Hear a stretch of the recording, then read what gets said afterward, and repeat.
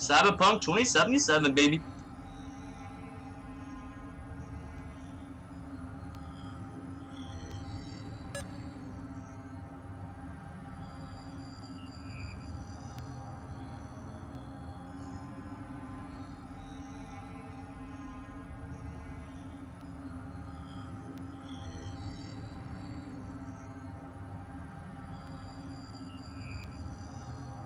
Let's see what CD Projekt Red has in store.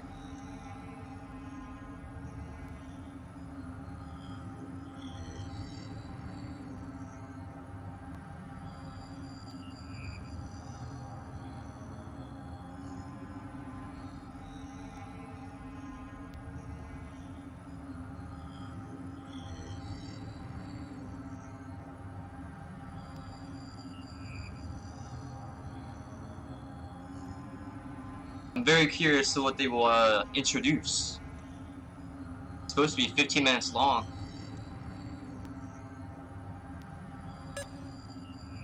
Two minutes.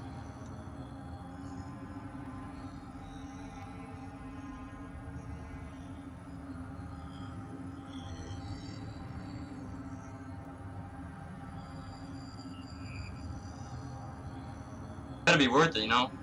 I didn't want to have to pop this open, you know, stream all this. I didn't want to do this, but I thought it'd be pretty good, and to see what we get information-wise. I'm very curious about CD Projekt Red Cyberpunk 2077. 1 minute 30 seconds.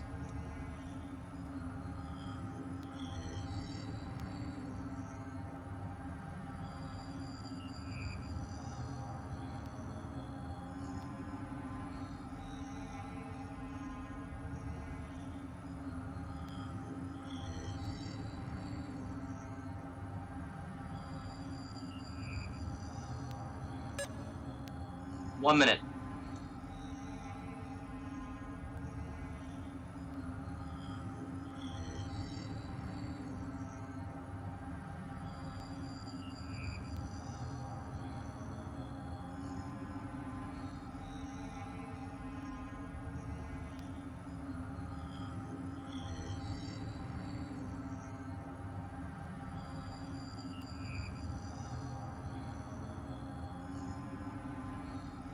Let me know how the stream is going. I don't know if the if it's stable or not.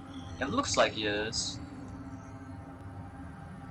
Oh boy, here we go. 20 seconds. Fingers crossed.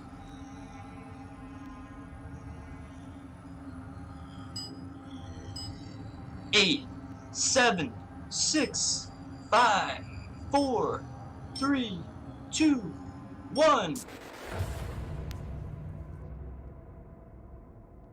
It's time.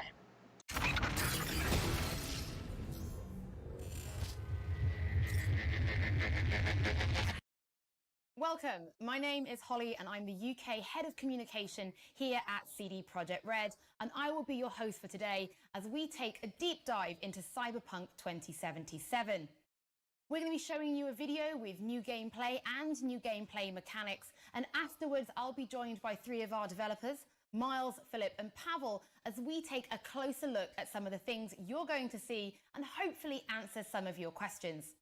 On behalf of everybody at CD Projekt Red, we're incredibly excited to share this new look at Cyberpunk 2077 with you.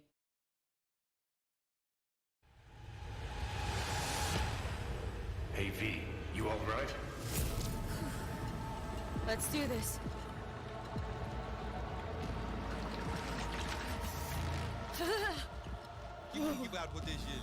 About to be cremated or something, or iced.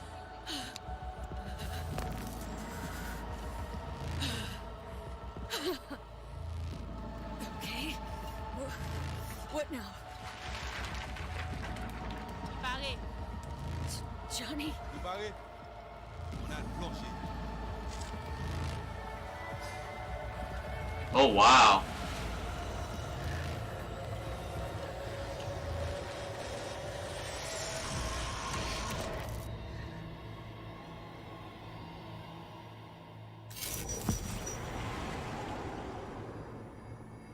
Whoa!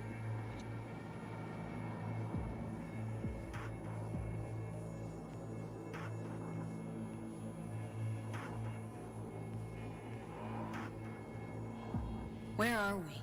Welcome to the stream, everybody. LBBS, Data Fortress. Bridge to the deep net. Cyberpunk 2077. Beyond there are no borders.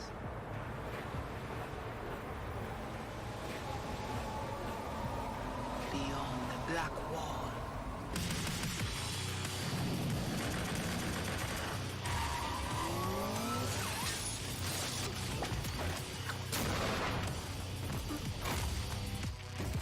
Welcome to the Cyberpunk 2077 2019 Deep Dive video.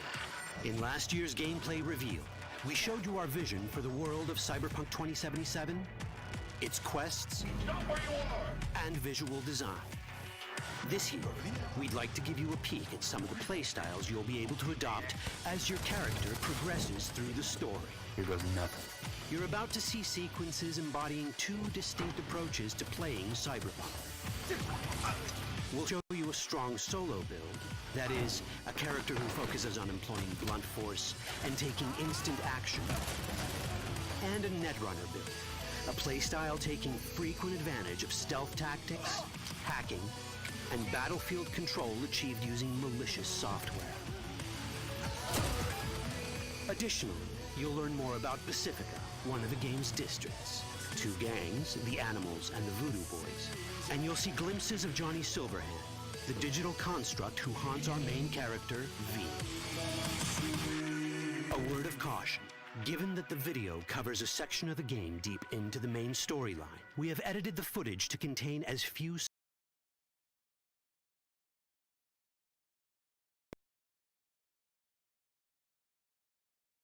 Come on. as few spoilers as possible. Be aware that the gameplay as presented does reveal characters and locations you'll see while playing the game's main story arc, so watch at your own discretion. Where we headed? Cranked it down to 720p on the video so it doesn't lag out. This way. In this video, you'll experience a segment of a quest from the middle of the game. We're currently in Pacifica, one of Night City's 6 unique districts. You know Pacifica well? Nah. You guys aren't exactly great at rolling out the welcome mat for outsiders. It was designed to be a tourist hotspot within the city. As you can see, this didn't pan out. When uncertainty struck the global economy, investors pulled their funding, leaving most establishments unfinished. It's one of those places where expectations and reality collided, resulting in a heap of disappointment. Ongoing gang wars plague this part of the city. Outsiders don't come here if they don't have to. Even by Night City's standards, it's dangerous to those unfamiliar with it. Taking a casual stroll here would not be a good idea. A fast motorbike or armor-plated car would be the safer option. Obviously. But places like this have their advantages. If you're in need of rare goods or illegal cyberware, Pacifica's bustling local markets are a good place to start your search. The Grand Imperial Mall is a whole other story. It was one of the last developments in Pacifica to lose its funding. Until recently it stood vacant, but now a gang called the Animals has moved in for reasons unknown. Something's not going right for the big guy up top. And that's what we need to learn in order to earn the trust of the Voodoo Boys, the Animals' rivals.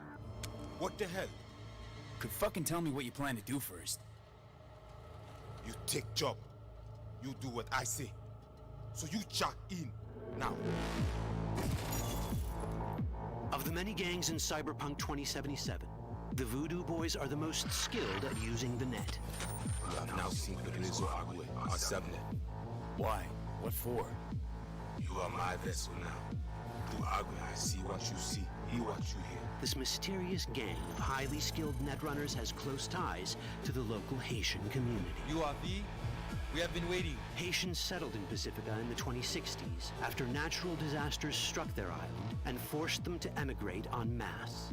The Voodoo Boys gang formed around this same time, though at a smaller scale. Now the gang effectively rules Pacifica. The Voodoo Boys don't usually work with outsiders. Lucky for us, it seems they're prepared to make an exception this time. Mr. Hand sent me. said you got merc work needs doing? Still, to earn their trust, we need to prove our worth. Placide, one of the Voodoo Boys' higher-ups, has offered us a mission. We need to infiltrate the Grand Imperial Mall, currently occupied by the Voodoo Boys' deadly enemy, a gang called the Animals. 2035-07. 3 seconds before, poof, the camionette. We try to learn where the camionette come from. The Animals are not your normal gang. Their presence in Pacifica is suspicious. They value might above all else and wear melee combat implants to raise their prowess in combat. Their beverage of choice is juice, a potent strength and speed-enhancing concoction. As sought-after bouncers, they're usually dispersed throughout town. As skilled street-level business types, they've cornered the market in illegal substances and underground live-or-die prize fights. When they converge in one spot, it's for something big. It's then they appoint the fastest and strongest among them as their ad hoc leader. In this case, it's a woman named Sasquatch. Said you wanted my vet. Insane. No. As far as I remember, you said no bone brain buffaloes on steroids. Afraid that's the cost of doing biz. This is the tech Placide was talking about. It seems non-standard for the Animals. And this is where we come in. Getting to the van won't be easy, but we're more than qualified for the job, which we can complete in one of many ways. The character creation in Cyberpunk 2077 Oh, here we is the go. kind you'd expect from a full-fledged RPG. You start by choosing your past, important because this unlocks special options at important story junctures. You also fully customize your character using a deep customization system that spans not only your look and style, but also your abilities. Cyberpunk 2077 does not feature fixed classes. Instead, it has a fluid class system that allows players to mix and match a wide range of abilities to suit their playstyles. You can create a strong solo character, a skilled netrunner, or any other hybrid class you can imagine.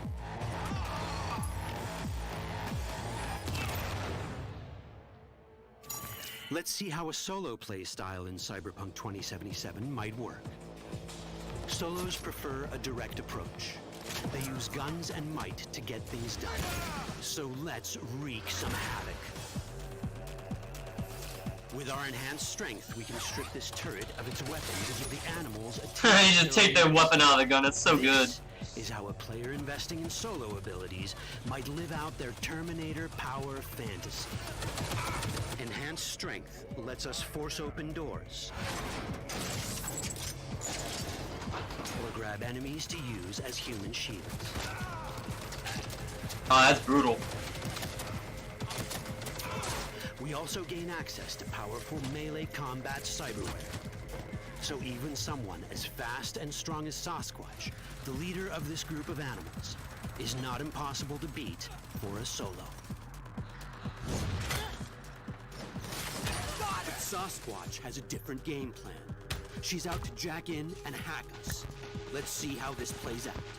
Ready for some fun? Come and get me. Proceed. What's going on?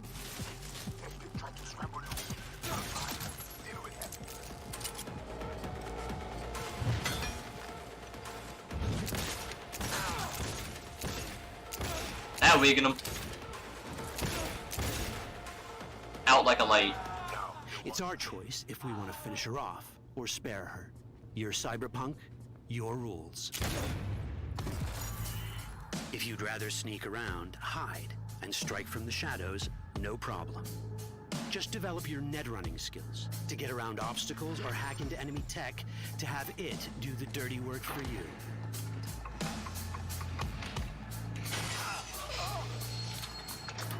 That's brutal.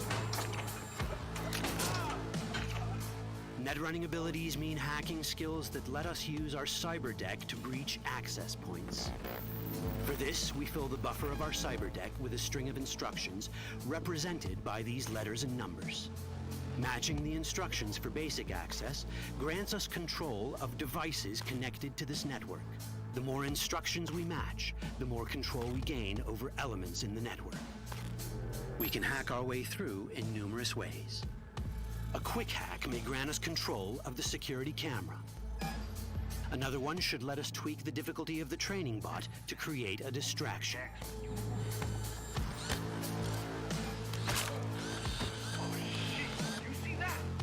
With our nano That's wire, insane. we can even hack this guy's implants from a distance.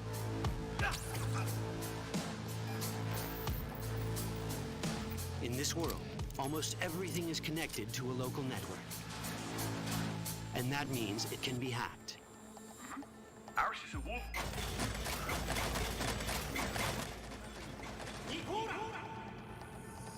Which brings us back to cyberspace. You don't get to do anything in the net unnoticed. There's always someone watching. It could be corpos, or even worse, it could be Netwatch. And that is exactly the case here. It's from map of Pacifica. They hunt Agwe. Who is they? Netwatch. They always out to focus. Netwatch and the Voodoo Boys are like fire and ice. The first of these wants to maintain the old order and protect people from AI anarchy originating from beyond the Black Wall. The Voodoo Boys want to establish contact with the free AIs. They believe this will enable their boundless expansion on the net and grant them the upper hand over Netwatch. Netwatch sees this as the end of the world. Both are right. Whoa, hey, easy. How you deal with the Netwatch agent is entirely up to you. Do we side with the gang? Choosing to be on Netwatch's bad side is never wise. But can we really trust the Voodoo Boys? You set me up! As you can see, we have many possible options. But in each case, we take a risk. Think I'll just stick to my plan.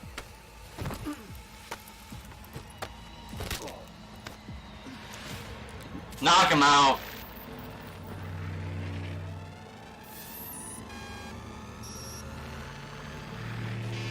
Uh-oh.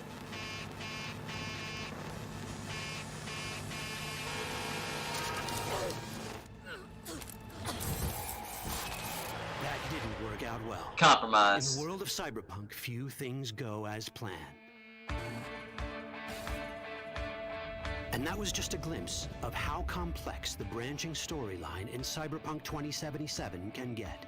Every decision you make will have consequences. Your choices will shape how the world reacts to you and affect your relationships with those around you. One of those relationships is special. Ever heard of Johnny Silverhand?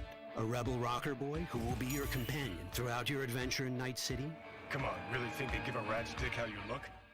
Like everyone in Cyberpunk 2077, he has his own agenda. You'll decide... Keanu Reeves. ...or your enemy. And that chip in your head, the one thanks to which Johnny lives inside your mind. Well, that's a story for another time.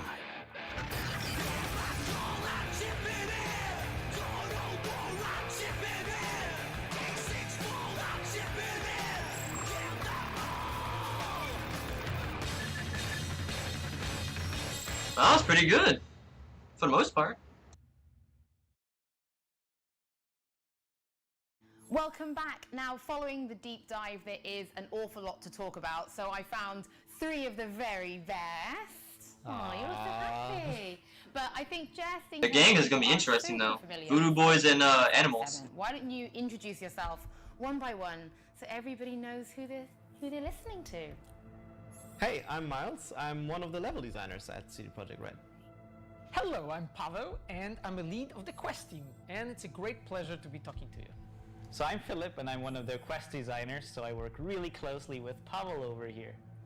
Thank you guys for being my participants in this video. Let's get started, because the last demo we saw took place in Watson. This time we're in Pacifica. They're very different, and that's super important for Night City, that it feels different. So what do you need to consider as a level designer when you're building a place like this? All right, we are diving right into it. Yeah, let's go. People want to know answers. Okay, I'm going. So, from a level design point of view, for us it's really important to create these districts, the 6 ones that we have in Night City, to be as different as possible without making it unbelievable, right? And we sort of orient ourselves around sort of how we approached, let's say, Skellige and Novigrad No Man's Land in The Witcher 3. So we're sort of aiming for a very noticeable difference. And this has multiple purposes, right? First off, we want to enhance the variety in the game, right? It would be kind of boring just to have a lot of the same throughout the entire city. We have one cityscape, so we need to create this kind of variety, and that's actually a really fun creative process as well. And secondly, we need it as a navigational tool. That means that when you as a player move around the city, you should know where you are simply by looking around. And thankfully there's a lot of lore that we can sort of dissect and make our own that helps us around, but we also add our own sort of twists to the whole thing, right? So in terms of Pacifica, we know that it's pretty fucked up place, if I can say so. And what I mean with that is that it's pretty noticeable that it's almost post-apocalyptic, right? The district has a rich history that caused it to basically fall into disarray after it was initially meant to become the city's crown jewel of tourism. But clearly, as you can see from the footage, that actually didn't quite work out that way.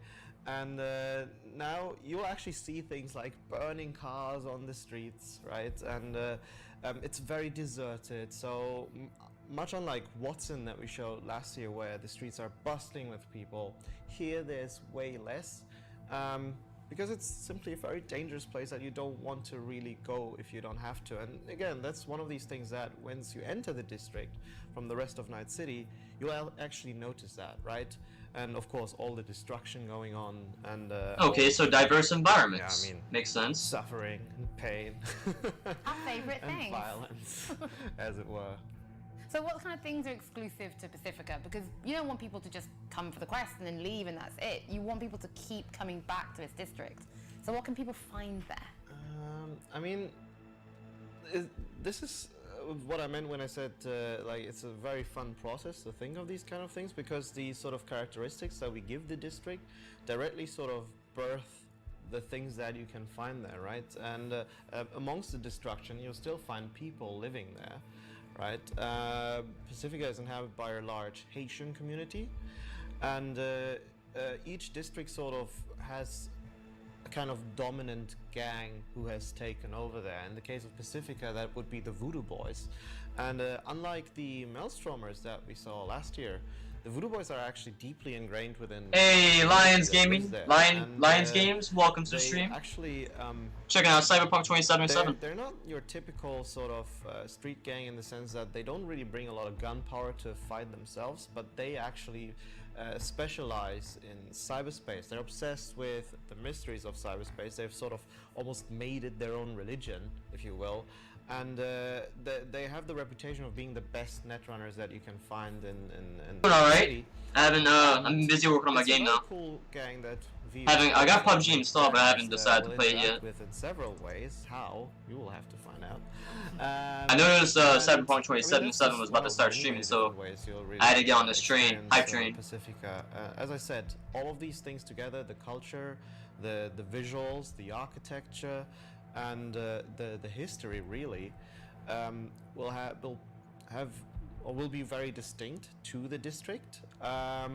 At the same time, we're of course trying really hard to not make it feel disconnected, right? There's always a link. It should always be believable. That's one of the sort of core pillars that we build everything on. But this will make it for a very unique experience when you delve in adventure in this district compared to others. And when looking at the stories that we'll be telling in this exact district, we always make sure that it always fits to the environment, to what we want to build. So, you know, the street stories that you will find, their side quests, in the main... I'm kind of excited for Cyberpunk 2077, but there's a lot of controversy surrounding it, though. Of the people, of the a lot of controversy. There. And the Haitian community, right, they arrived actually in Night City because of the environmental changes that were happening in the world. Haiti is actually completely flooded, and they have left it. They arrived to Night City to build the district that Miles just talked about, and they were left out at the moment when the corporations withdrawn all the funding from the Pacifica. They were left there, and they built their own community there, and they gave the seed. They become the seed for all the stories that we're telling there. So as a player, when you're like investing, meeting all those characters and talking to them, you actually find out and learn more about them, you know, through the quests. Perfect, but let's talk about the mall we just saw in the deep dive video, because that's not linear. No. So how do You did come a little late into the stream building because if they you already like, showed where the person Cyberpunk who's 2077 playing on their game, 15-minute they gameplay. might have a more techie style of playthrough, but this person might want to go in all guns blazing. How do you design levels for all these different playstyles? Anything's possible. Yes, yeah, we do give the player a lot of different tools to use as he goes through a level, and that makes designing these things quite complex, I must say. But, you know, just to sort of understand our mentality, I can actually, I'll attempt, maybe you'll help me out with this one, to go back in our development well, sometime. And, Come on. And to really sort of... What about Titanfall 2? Oh, I still play that. Establish this kind of mentality that I mainly stream on Twitch, then I export to YouTube. Right? And the example was rather simple. The goal was for a player to... I might stream that later today. I'm kind of feeling that. But the main way to go from that one room to another... I don't know about PUBG though. I usually like to play with friends on those kind of games because it's a lot better that way in my opinion. Like a scanner or a device, it doesn't really I could try for solos. example, actually going through this door would ultimately result in the player losing his weapons, but the task was to actually kill a person on the other side of that door, right? Now, we use this sort of example to sit down and think... So how many followers do you have on Twitch? 167. In all these kind of different play styles, right? So I'm already a Twitch affiliate.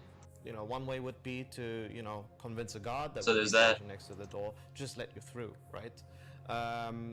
Through like sort of like a social kind of path, or you could take the guy out, take, I don't know, like a pass that would enable you to go through the door without actually letting go of your gun.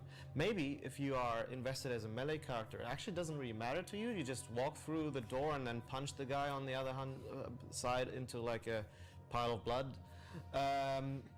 Or maybe as a kind of hacker type of character, you try to find a way to breach the network to disable the device, right? The scanner that would prevent your weapons from usage, allowing you to move through. Nice, yeah, I know, right? Then use your guns on I can't wait. The target is. Maybe as a kind of fast solo. Thank you for that compliment though, from my Twitch though. Jump Appreciate out it. of the window onto a windowsill, double jump to the, you know, like a balcony, and then enter through the window there. And the list goes on and on with examples that we try to come up for this kind of door. And it's sort of, again, it's just to showcase how we sort of... I wish that you also find success on YouTube. Hey, I appreciate it, man. I hope I do too.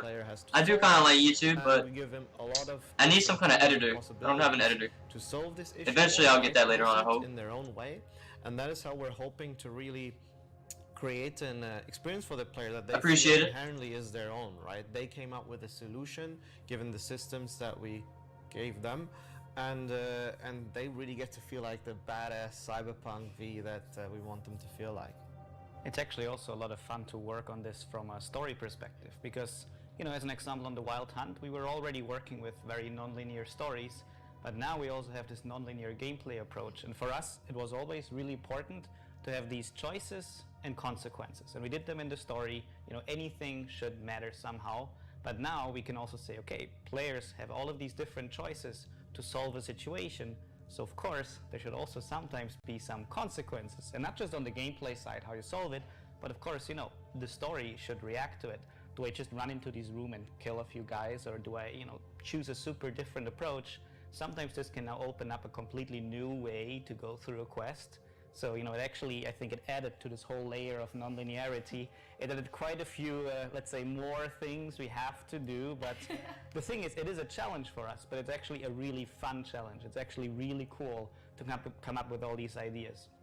And the thing is, use Filmora 9 for editing. It's easy, you can download as an example, you know, quest designers I'll have to look into play it. them ourselves.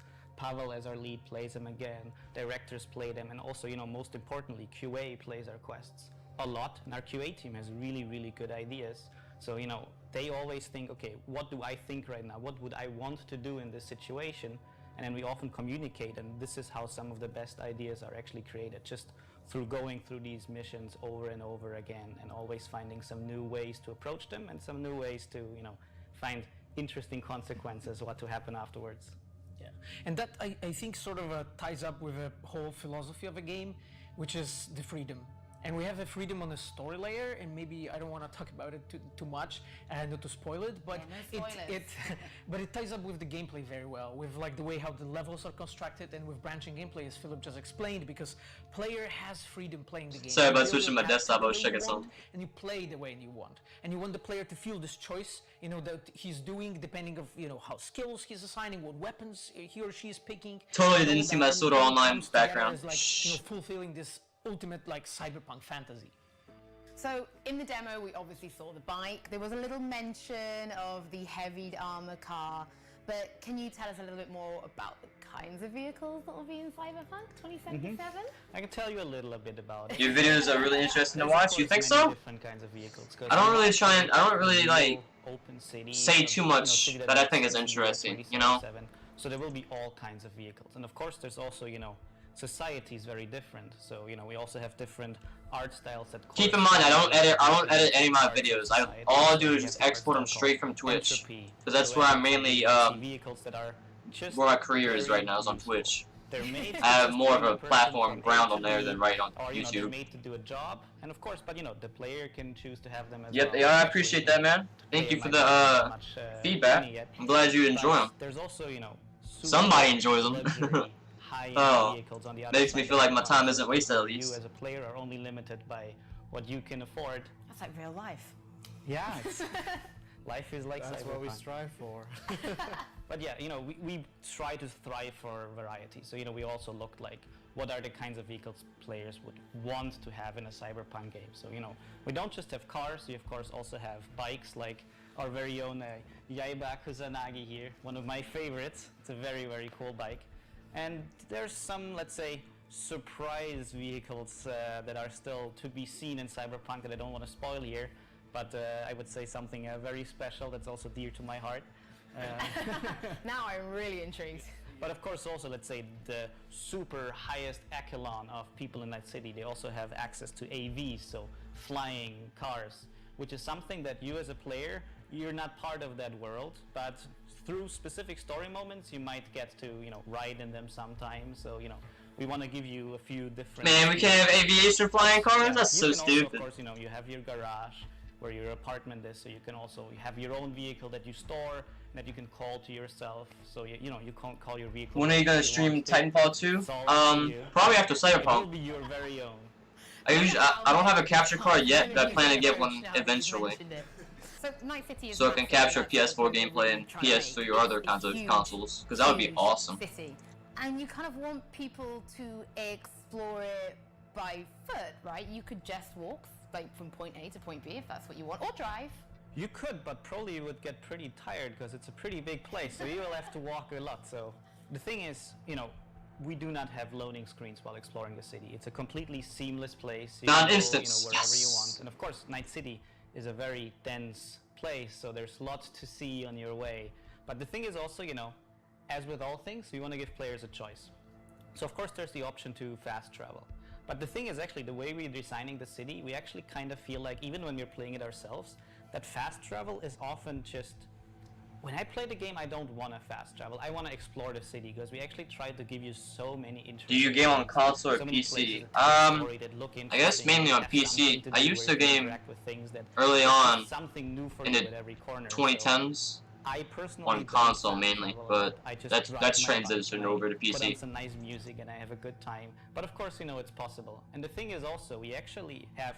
I still do like I do console modding, homebrew and whatnot. I'm trying to get back into that if I can, especially with PlayStation 3. Like that would actually grow organically, and you know how it would flow, how the traffic would flow through there. So it's actually really interesting to also just have that part of game development now as part. I try and fix consoles and work on them. I'm that kind of person like who just tinkers with stuff, and, you know. Exactly. Yeah. That could be cool as like a series or something. I wouldn't know. Who's played The Witcher knows those question marks on the map, those points of interest. You dreamt about them when you were at work. You just thought about them. You can't walk past them. So what will we be sort of looking at for Cyberpunk? You know, what are those things that are going to be all-consuming us, so we are probably not paying attention to the main story? We're going to be like, oh, I've got to go do that first, and I can't go and do this until I've done that one over there. What will we be finding? So in Night City, you actually really want to tie it into the world. So as an example, most districts have a so-called fixer. Like you might know from our gameplay demo from a year ago, there's Dexter Deshawn. And people I think you like the game a lot. They I can do mean, jobs that also fit the I would love to district do they're that. in. At So least when you enter a district, with good you quality kind AAA of games. as a mercenary who's doing certain Most of the things for time, money. I just don't Fixers have might contact a you and friend they or have buddy some to jobs play for you. with. It's just, And I then these feel that it's a lot jobs, as more an example, they can be fun street and stories. enjoyable with other people And than they just show up me, on you your know? map and you get an icon, so you know, okay, this is this kind of street story. And we always want to put some interesting story to them, because after Wild That's Hunt, great. we Oh actually man, I founded appreciate a it. completely new team, the open world team, which is actually creating some amazing content to actually fill this world with things that are meaningful. So you know, I might we try and actually stream wanna some more make this that Terratech. you I've can been do I've many been enjoying small- that game. smaller things around the city, but they're actually all cool and unique in their own way. And one cool thing is also, of course, they appear on your map, but the map in the game is actually properly immersive. It's that really, really cool looking point cloud version of Night City. And you can see the tasks from your fixer there. But the cool thing is actually, because you know, you're a character in Cyberpunk, you're V, and you actually have this information, so it's not just the player seeing them, it's actually your character seeing them as well, because it's all part of the world. So we If you want to decided to play PUBG, maybe I can play with you. That might be interesting. Really cool for us that. I just PUBG's alright, but I'm gonna be like Dr. Disrespect and call them Blue Balls Entertainment, because that's basically what they are. Even simple. But they need to work on their ping and serious. I don't know what my ping usually is. I'd have to check it out. We can use these street But I'm not that good at like PUBG or Fortnite or whatever. But I'm good. I like Apex Legends because it's Titanfall related and whatnot. That's what got me into that in the first place. Like, hey, let's see how everyday life works in this kind of aspect, from this perspective, in this scenario. And actually, that's again, like for us, that's a lot of fun. So the Apex Legends loot box controversy is a big one that Respawn kind of screwed up on. At the end, that they will actually find that it sort of enriches their experience, because they always kind of have 170 bucks for a paywalled heirloom item? Are you insane? Like, come on. Just a simple sort of task of, hey, do things. Like, it's never just a simple sort of task of, hey, do things. Oh damn! It just got louder. louder. There's always a reason. There's always an understanding of why you're doing things, and even in for some reason wasn't story live. is of course your own personal journey through Night City, but the street stories are actually, because you know, you play a mercenary who's trying to carve their way through the city. This is actually your job, so this is actually the role you now inhabit in this. I'm cracking that down a little bit. It just suddenly got louder. Through these street stories and through working with fixers, so it's actually this whole different way of playing, you know, the game and feeling immersed in the city. Can't wait to lose my life to them. So in the deep dive, we can see that the character creation system is so garbage. We can pick. I mean, what are they, and it got rid of genders. I can't believe that. Oh, okay. You're like, yes, let's go. Yeah, okay. I'll go into my 50-minute answer. Okay, so we actually call them life paths. Those are the origin stories that player can pick, and it's actually 3 of them. So you can be a street kid, you can be a nomad, or you can be a corpo. Now, each of them actually defines the beginning of the story for the player. So you start in a completely different way than other life paths, and you are slowly introduced into that story. You know a different people, you're in a completely different place in life, you're in a different place in Night City, and your story slowly, you know, you get involved into that whole thing with Chip and Johnny Silverhand, and eventually, you know, you will land there. But you actually start off being a completely different person. Now, what is important with that is we actually take that through the whole game.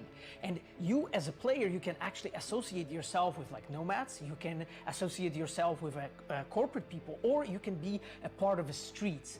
And it's really up to you, you know, what path you want to pick through the main story, and we did our best in the quest team to like support all those like 3, I would say, main ways to go through this story. And of course player can like mix and match anytime, you know, any way he really wants, or she really wants, but it's something that we take from the very beginning till the very end.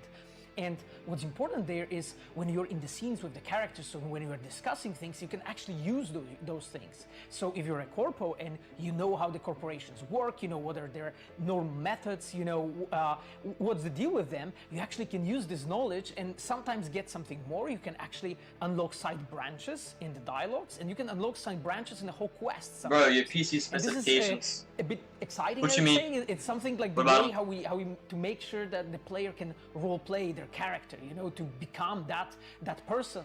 And in the demo that we have shown in the recording, you can see, you know, this moment when you choose, you know, that character that you are becoming later.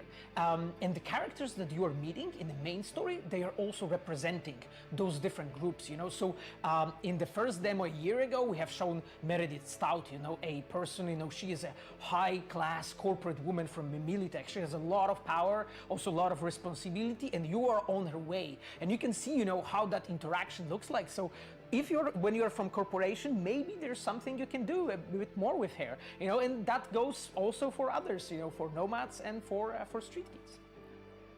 One of the nice things is actually also that, you know, you're not bound to stick, let's say, with the corporates or with the streets. So as an example, I can give an example. I started as a street kid the game, and I know I have my knowledge, but then I play through the story and I notice like, oh, I kind of like these corporate characters. I like that life.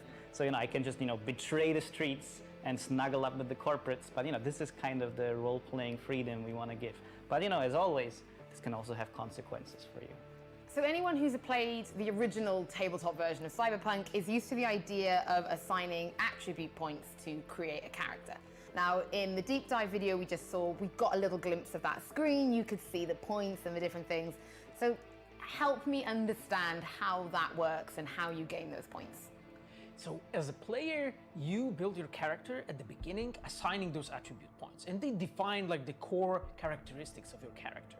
So how much body strength you have, or how much reflexes you have, or how cool you are. You know, that's one of the interesting stats that we have, right? How cool you are. But then, as you have those attributes, you also have skills. The skills define a bit more interesting proficiencies for you as a player.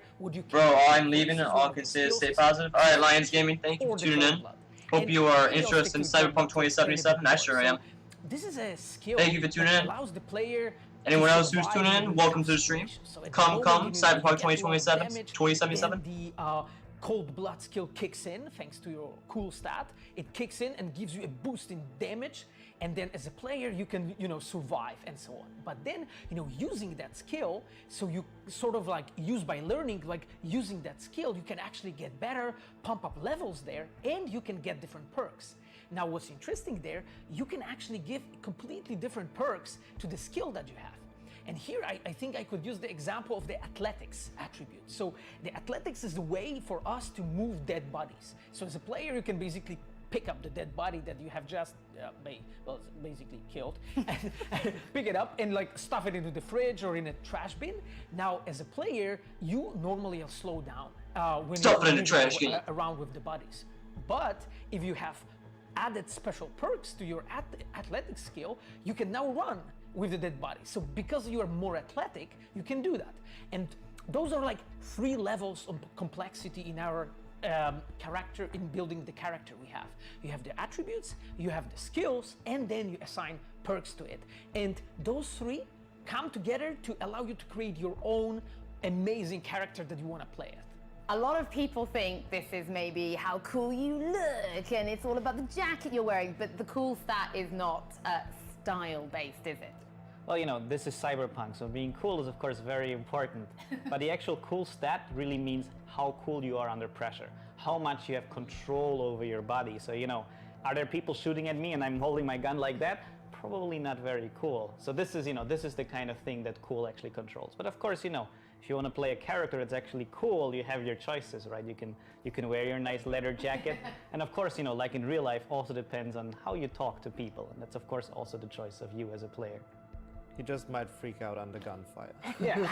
Like, cool on the surface, but not so much when push comes to shove. Happens sometimes. So in the deep dive, we saw a quick clip of the inventory screen. It looks like a proper old school RPG screen, you know, with the little blocks of the system.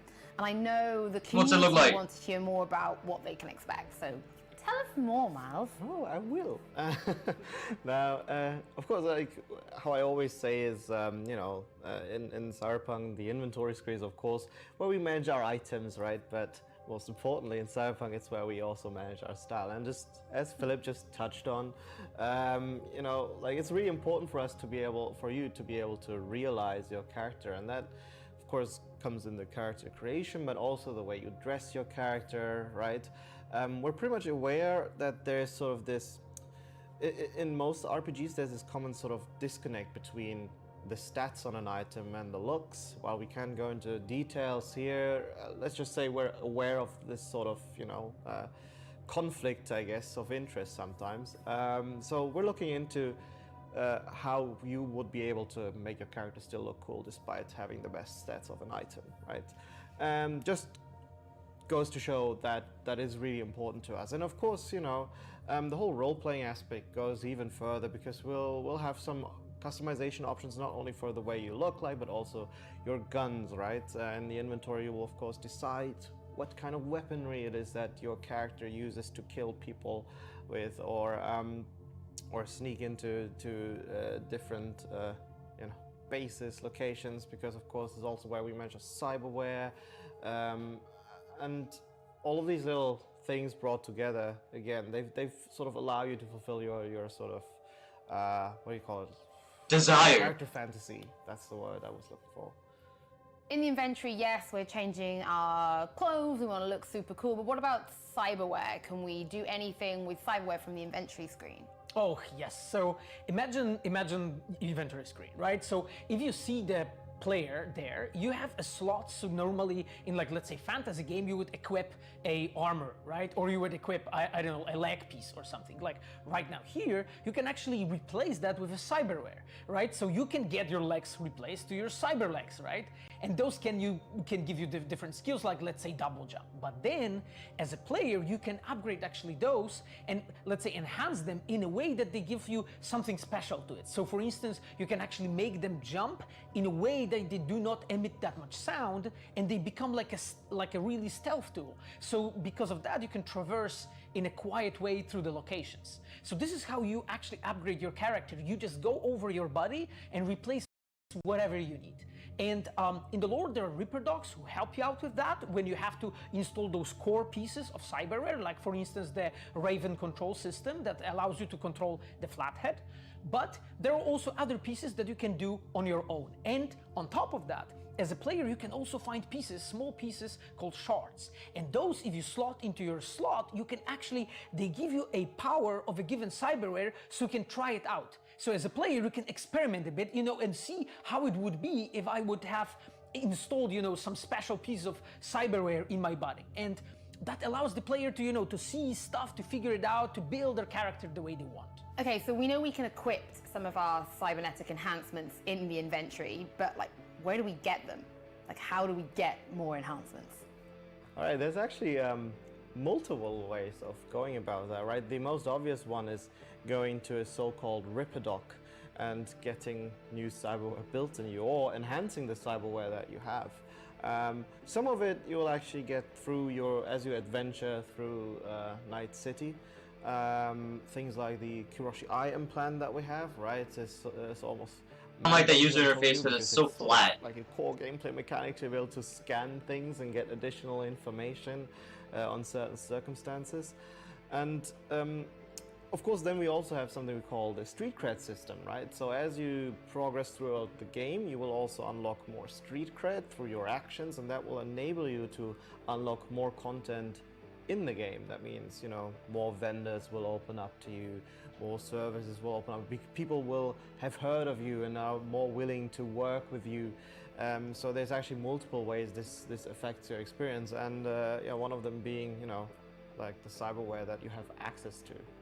Cool. So Netrunner was featured pretty heavily in the deep dive, but can you give us a little bit more insight into some of the combat skills or abilities that come with the idea of building a Netrunner class?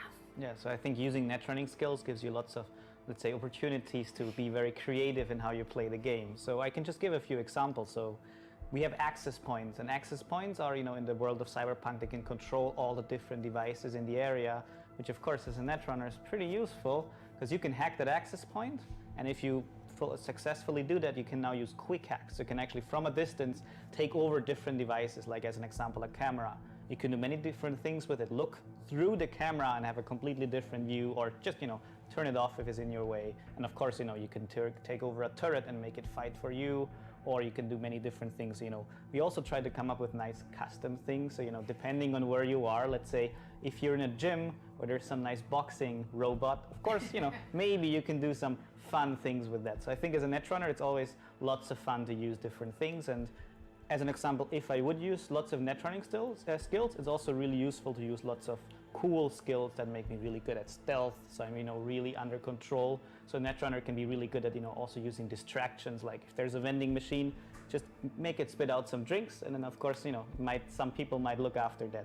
But the thing is, a netrunner isn't just a stealth character. There's also cool aggressive netrunning abilities, because we always want to give you the choice of how to play. So we have your nanowire cyberware, which is really good at hacking enemies from a distance and then actually taking over their cyberware. So most people in this world have cyberware in their body, so just like access points, very good times for netrunners. So you can then control that cyberware and also do some nice things, like as an example, hack someone's cyberware in their hand and make them do some things they might not want to have happen to them. But the thing is also the nanowire, of course, it's a wire, it's nano, it's very, sharp, so you can also use it as a weapon or as a whip, and, the netrunner can be very effective at using his skills in combat as well. So it's all just, your choice as a player. What about, let's say, because this all sounds amazing, but let's say you want to do slightly non-lethal, because in the deep dive we saw with Sasquatch at the end, there was an option. Yep. Do you want to put her out of misery, or do you want to let her live? So how do people play it, like a non-lethal playthrough? Can you build a class to help you do that? Mm-hmm. So that's basically a choice we made. We really said, okay, Cyberpunk, it is a very violent world, but you're role-playing your character. You can choose to play the whole game without killing a single person. And of course, we're always saying this should also have an effect on the story. So certain characters, in a quest might ask you, yeah, please do this thing for me, but don't make too much trouble. And of course, you don't get a game over if you do a thing that the character doesn't wanna. So, but the story will react to it. And we want to give you that choice, but of course, not only the netrunner is able to do a non-lethal playthrough. Every player, however you want to skill your character, you're able to do it somehow. But of course, it also depends, where you are. Let's say if you're in some rundown ruin that doesn't have lots of netrunning abilities, of course, a netrunner still has ways to do it, but he might not be able to use all of his netrunning skills. But another player who has skilled different ways now has a different experience. But it can happen vice versa. But what we always want to say, you can finish the whole game, you can finish the quest. Hey, what's up, without guys? killing a single person. This game sucks. Some Yeah, I people can understand that. I can understand that. Because the thing is, massive flop. City Yeah, is a very I can understand that. So you can never play like a full pacifist who was never engaging in any kind of. I'm only tuning in because I'm curious for what they're gonna introduce and what they're talking about. To not kill them, because like Welcome to the stream, by the way. Sometimes if there's attacks, you don't immediately kill everyone. You can solve situations in different ways. Yeah, all right. One thing I'd actually like to add to that is that we're trying really hard to not actually punish players for the playstyle they chose to do, right? Whether it is that you're playing a lethal or non-lethal, or this like game does have a lot of aggressive controversy, versus a more though. subtle kind of approach. While NPCs Very might apparent. sort of have certain CD Projekt Red's got a lot to dish out in they'll never outright forgiveness. punish you for not, sort of doing their wishes. Because we really want to give players as much freedom as possible, and punishing the players for certain actions. In my opinion, they're taking the choosing to play their character. the Telltale Games directly approach contradicts with this kind of consequences and idea that choices we're and whatnot. trying to set up in terms of role-playing fantasy. This game is gonna disappoint a lot of people. Yeah, you're right. Probably, to be honest. Yeah. And as an example, you can also see a Sasquatch that we show in our demo. It's a really intense fight, but actually, if you choose, you can subvert that fight. You can maybe just, sneak around her and find a different solution. And then maybe, of course, you can get a consequence out of that, because now Sasquatch is still alive. So, the story is already different. So I think this opens up many different opportunities, not just for the gameplay, but also for us as storytellers. But let's talk a little bit more about the solo build, because that was another build from in the deep dive. What kind of skills does that give someone then, as opposed to Netrunner? I think that the most typical solo fantasies that our players have is to be a strong solo and to be fast solo. So be is like like I would say so. But you can also build any type of hybrid you want. But the strong one is the person who can, you know, like shove people. Witcher 3 also has a consequence system during gameplay. Run with They said it's non-linear, but it's not as extensive as like Cyberpunk 2077. Use it against 2077 the opponents. Like we have shown that in the recording for a moment. You know, when V is like just, you know, like killing everything on her way with this very heavy gun, you of course cannot like take it to your inventory and run around with everything with it everywhere. But this is the only, like I would say, build that allows you to do that, right? So this is very, very special. However, if like as a fast solo, you have access to lots of different. It never did, bunch of lives. So as nice Jedi moves. I know, right? You can, for instance, do the double jump and access places that you literally just takes a gun out of there. Otherwise, right? You can also, you know, like slide around with your katana or like slide around using nanowire that we have also shown. So you can be built in a completely different ways, built based on the stats that you have picked as a person. Sounds really, really cool. I'm just going to run in, I think, and just punch everything until I get what I want, which is also like real life. Yeah, this game is so close to real life. It's quite incredible, actually. It literally happens every day. So we know we've talked about Netrunner and Solo, and we've shown both of them in our deep dive, but that's not just it, right? Like, there are other builds. So, you know, maybe tell us about Techie. Yeah, so generally how we approach this kind of stuff is we have sort of thought, we're thinking of three sort of main archetypes of how you can play the game. That would be the Netrunner playstyle, right? The solo playstyle, which, as Pavel said, sort of branches into sort of more agile, fast solo, and the more brutish, strong solo character. And then there's the last one. I think their stream is lagging, not mine. Yeah, it's just important for us to say that. Will they show more gameplay? I think they already showed. It was only 15 minutes. They've already showed it like early on. But of course, you'll be able to create. I'm not sure if they'll show new gameplay. It's just they're showing clips of what they already showed. You know, it's sort of a more technically affiliated playstyle, right? They show Pacifica, another place in Cyberpunk 2077. Manipulates devices that are active by hacking networks and taking over control. The Techie is actually the one that sort of dabbles with the hardware itself and cables and whatever drives machinery, all that stuff. And to add on top of that, we're actually layering our little buddy called Flathead, and he is what we call a spider bot, a kind of very sophisticated piece of military hardware that the player will be able to use when he chooses to you know, invest into the Techie playstyle. Oh, check that thing out! That was an interesting one because he's a pretty, like, basically like this autonomous robot that listens to your commands, and you can basically send out Flathead to do certain things for you, right? You might be able to send him out to manipulate certain devices, right? There might be, I don't know, let's come up with an example here. There is some sort of personal question, if you don't mind. Shoot away. I don't mind. Broken lamp. Or if ain't too like broken gadget. Far outstretched, right? so to speak. And you might actually send Flathead to do a little bit of tweakage there to make that object fall down onto an enemy, right? Or other exampmes would be to. Do I make decent money as a YouTuber? You know, I've only got 14 subscribers, my homie. I'm mainly a Twitch streamer though. To a buddy I do post my streams to YouTube though. I can't monetize on Twitch, but I'm not like breaking into money or something like that. That's not me. I wish I was, you know. Whole sort of layer, another layer of. As well as just entertain you guys, of course. As I said earlier, with us thinking of the archetypes, it is like one of the possible, many possible ways of how to play the game, and we're trying to add as many tools as we can for all three of these archetypes to really sort of be able to manipulate the game world and feel like, yeah, this world, you know, if I look around, I see opportunities that suit me. You know, you're maybe fantasizing to play as a sort of Terminator kind of character, right? We have our scanner, you look around, see opportunities, and you seize them, and how you seize them and what opportunities arise for it really just depends on what kind of well, I wish you become successful. Oh, Ghost, I appreciate that, man. Thank you. Fan Flathead. I hope I do too. Is eventually. But also, let's talk about It would be Either cool way, to make let's talk at least about $1 a day or something, you know? What can we expect? So we saw a few. We saw the Militech turret being ripped out used as a machine gun. We saw the nanowires, but tell us a little bit more.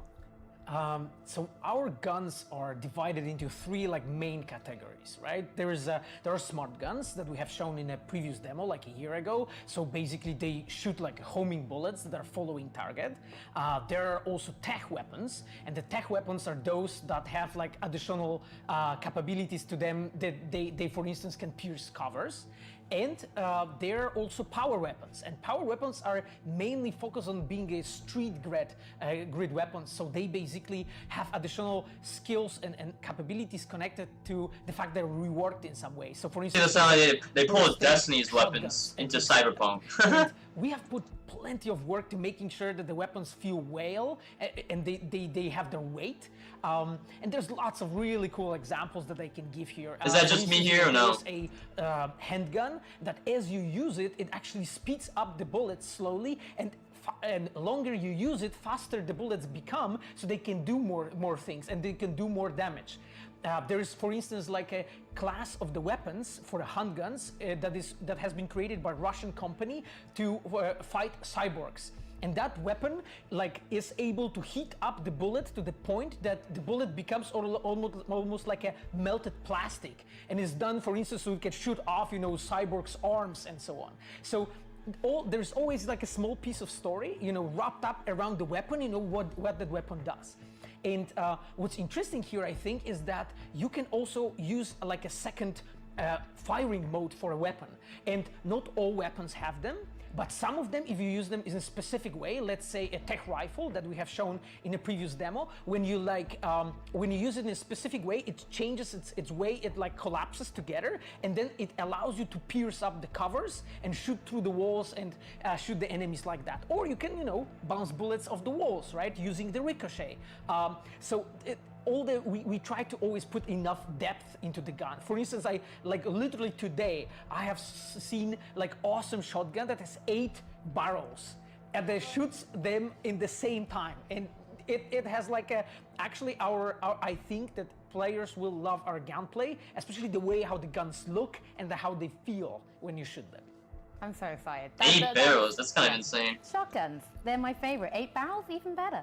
I think also something really cool to add to this is that, as you already touched on it, all of these companies, these gun manufacturers and all that stuff, they actually, a lot of it comes from the actual lore, right? But we're also making sure that, there's a history to everything. That includes the brands and ads that we have in the game. We actually have a whole team dedicated to just that kind of stuff.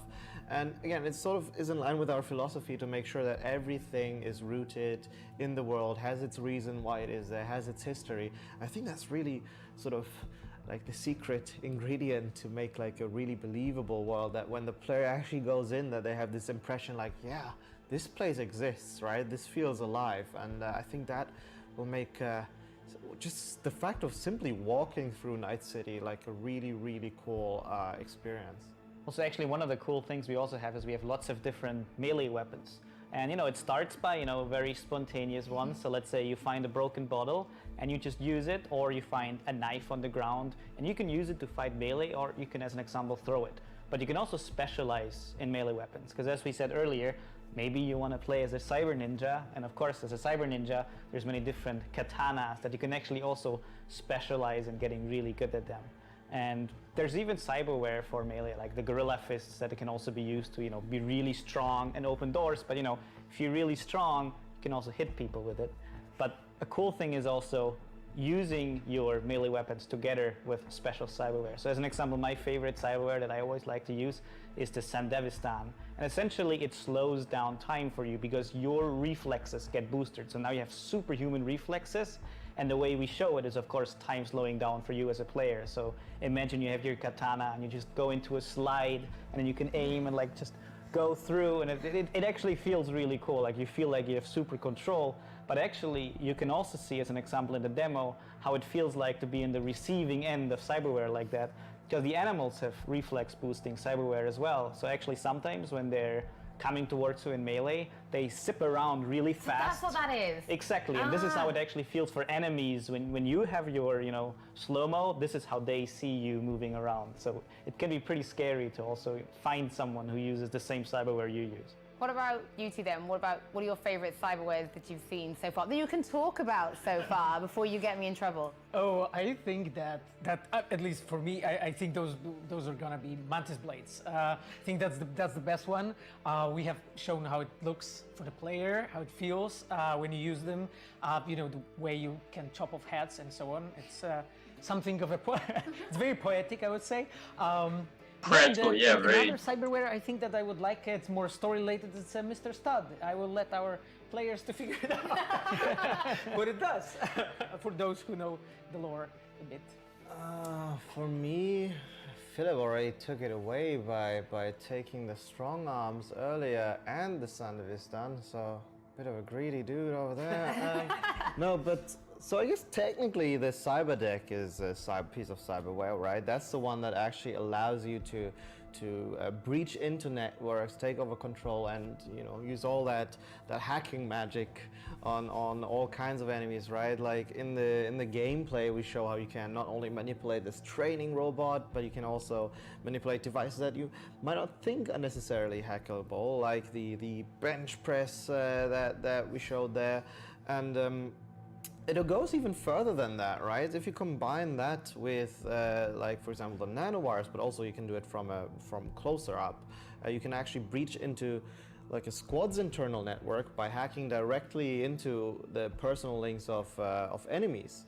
And once you're in the squad network, you can actually use what we call daemon software, and to essentially quick hack the cyberware that is attached to people's bodies, right? So imagine a scenario where you're a netrunner kind of character, you're sneaking through, but then things get hot, right? So now you find yourself in a combat situation.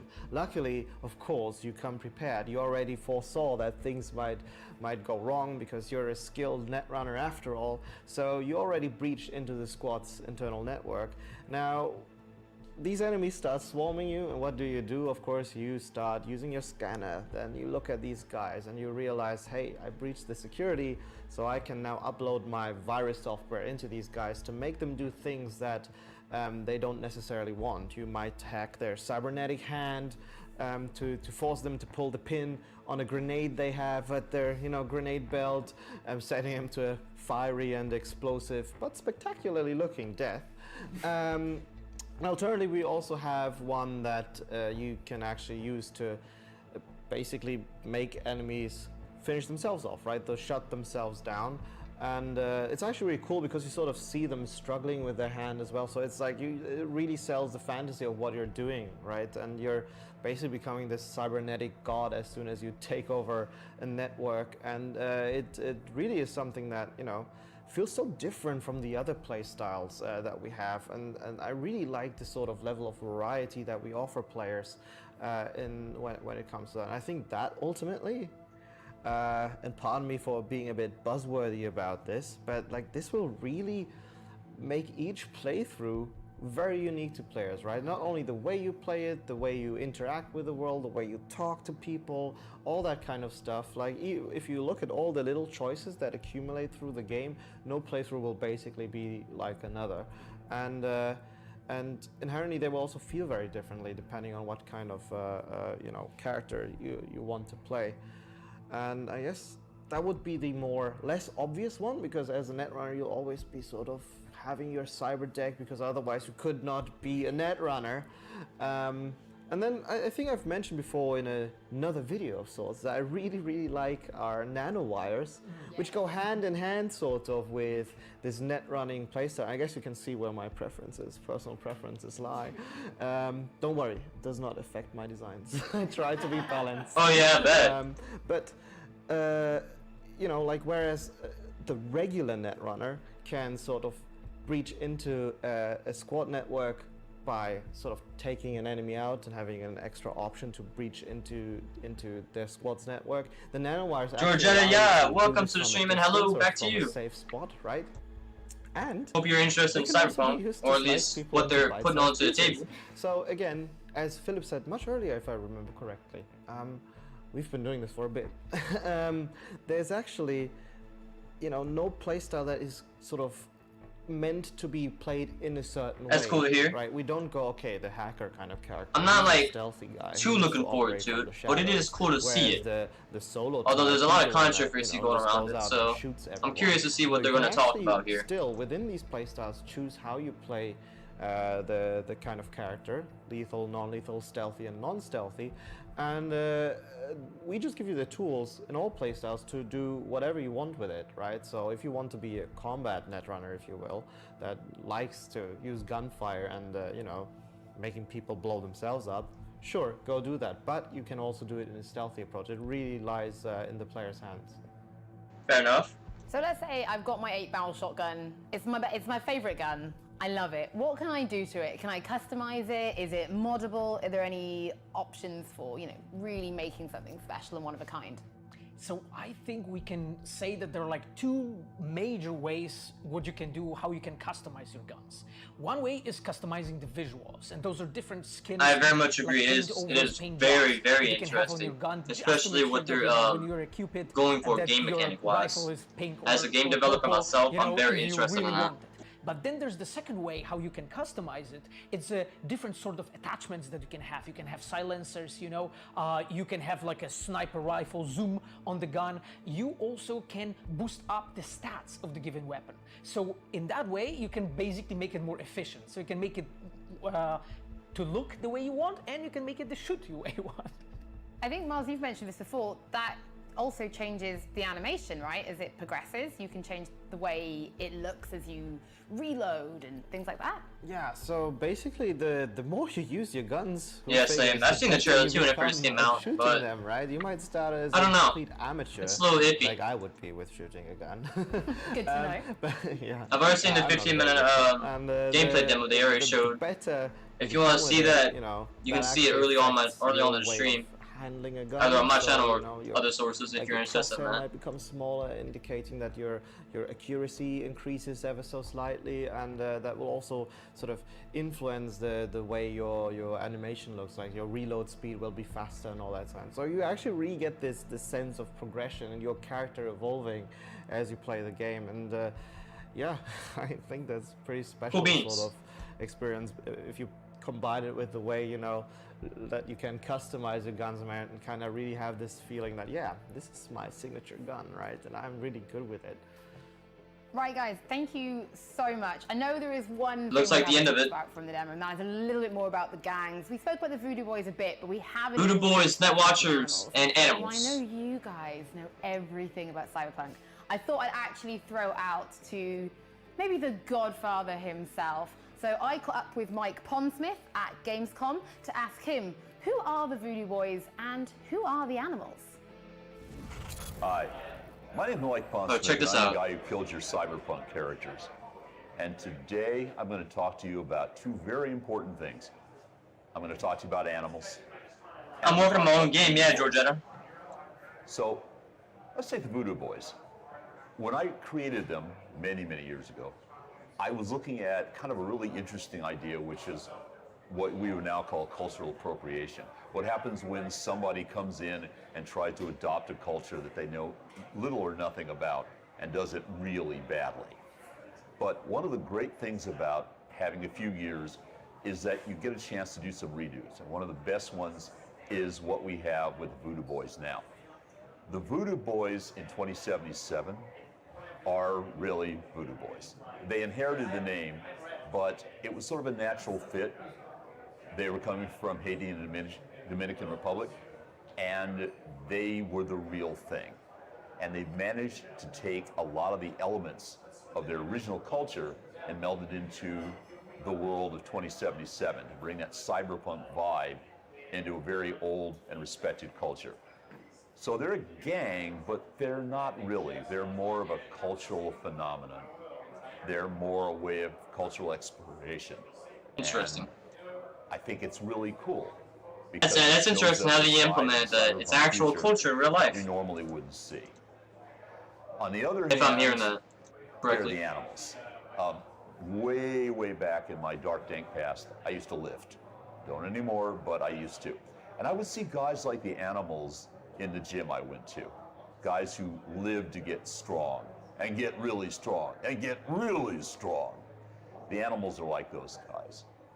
They're in it to basically build themselves up and become the tigers of their particular urban jungle. They want to be big, they want to be bad, and they want you to fear them just because they exist.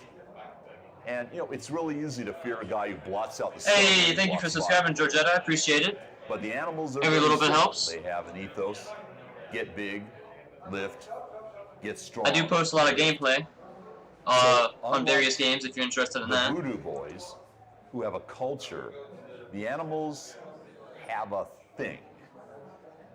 And contrasting that is interesting, because in 2077, you get a chance to see that not every gang is the same as every other gang, and what motivates them depends on the people you meet on the street. Check it out. This is Mike Pondsmith saying, I'm still here to kill your Cyberpunk character. You better not kill my Cyberpunk character. Enjoyed our deep dive into Cyberpunk 2077. Now, don't forget, you can join us on Twitter, Facebook, forums, and even join us on Discord to make sure you stay up to date on all of our news. All the social media Cyberpunk outlets. 2077 is launching April 16th, 2020, and is available for pre-order now. On behalf of everybody working on Cyberpunk and here at CD Projekt Red, we thank you for watching, your ongoing support, and we can't wait for you to explore Night City. It's gonna be interesting to try that game out, if I can even get my hands on it. April 16th, 2020. Pre-order now. Go to cyberpunk.net. Well, that was pretty good. That was interesting how they laid all that out. Have you made a game? I have not. I'm working on my first one in Unity.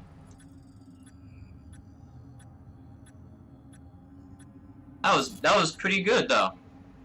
Well, to give it a little summary after all that, there is they started talking about the area they were in, Pacifica.